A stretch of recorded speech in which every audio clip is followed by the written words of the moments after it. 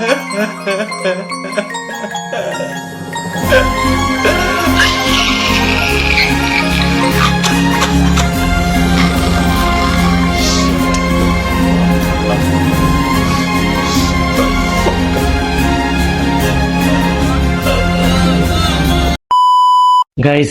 আজকে গরিব বলে এই স্টিলের গ্লাসে আমাকে পানি খাইতে হয়, যার কারণে ট্রেন্ডিং ভিডিওতে আমি গা ভাসাইতে পারতেছি না।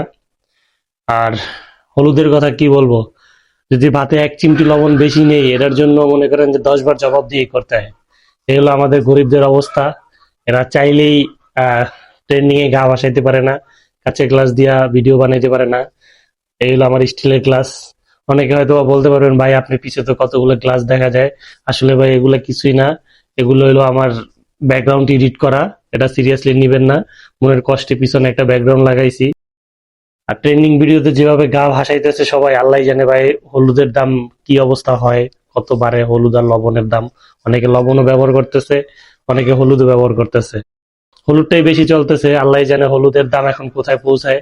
যদি হলুদের দাম ভাই আকাশ ছুঁয়ে যায়, তাহলে তো মনে করেন আমাদের মতো গরিব যারা আছে তাদেরকে হলুদ ছাড়াই তরকারি খাইতে হবে, এছাড়া আর কিছু করার নাই।